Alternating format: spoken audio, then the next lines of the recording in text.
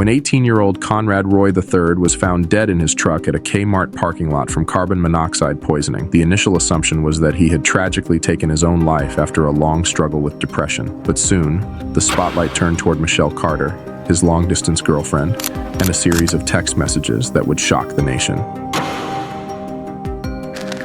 This is Conrad Henry Roy III reporting about social anxiety.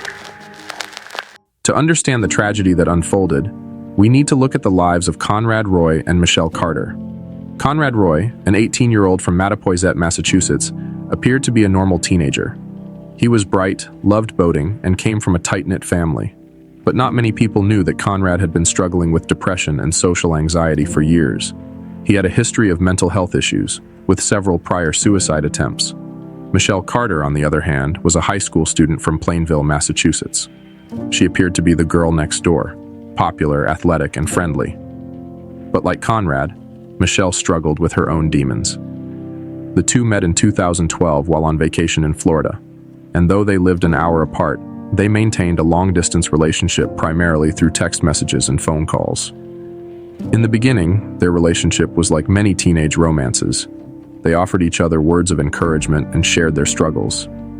But as time went on, those conversations would take a darker turn. The hardest thing for me is to be comfortable in my own skin.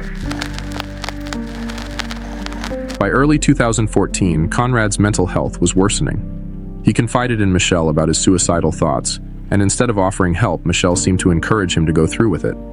A series of text messages between the two reveal Michelle pushing Conrad toward ending his life.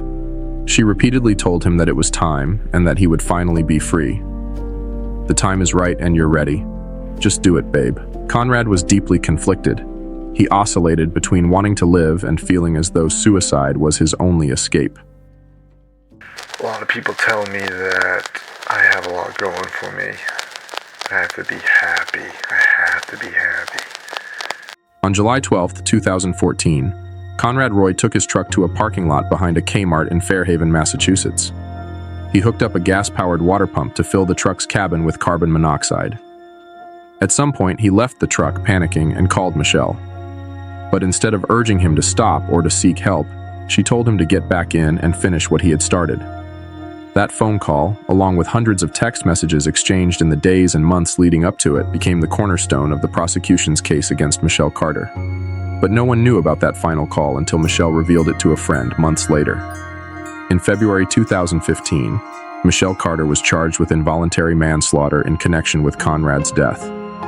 The question at the heart of the case was this: can words alone be enough to convict someone of causing another person's death?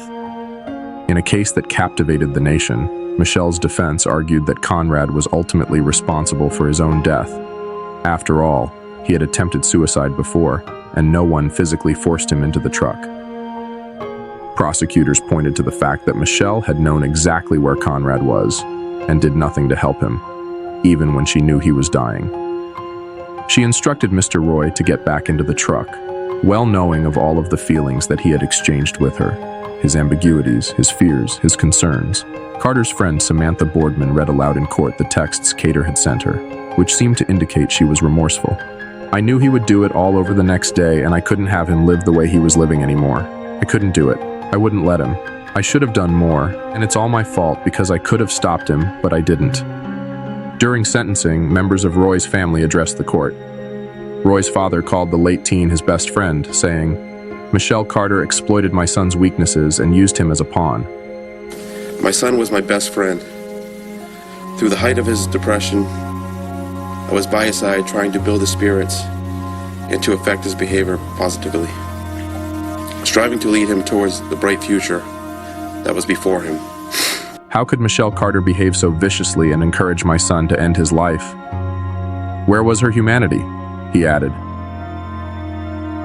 In a statement read in court before sentencing, Roy's mother, Lynn Roy, wrote, "There is not one day that I do not mourn the loss of my beloved son." After a highly publicized trial, Michelle Carter was found guilty in June 2017.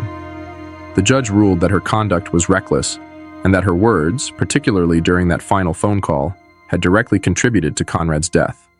Michelle was sentenced to 2.5 years in prison, with 15 months to be served behind bars.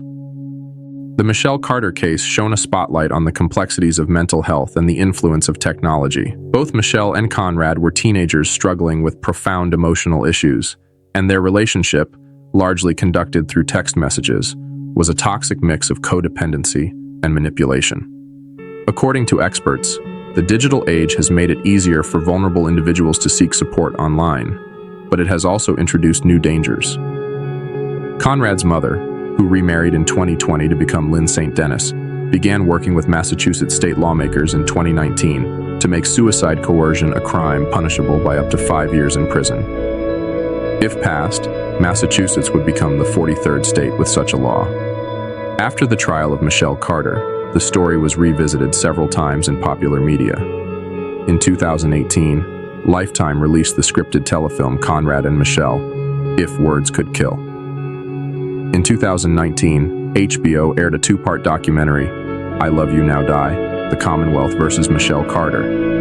In 2022, Hulu released the TV limited series The Girl from Plainville, starring Elle Fanning in the title role as Carter.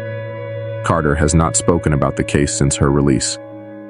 In the years since the trial, Michelle Carter has served her sentence and been released. But the legacy of this case lives on, raising difficult questions about personal responsibility, mental health, and the role of technology in shaping our most intimate relationships. Was Michelle a villain, or was she herself a victim of circumstance? And what, if anything, can be done to prevent tragedies like this in the future?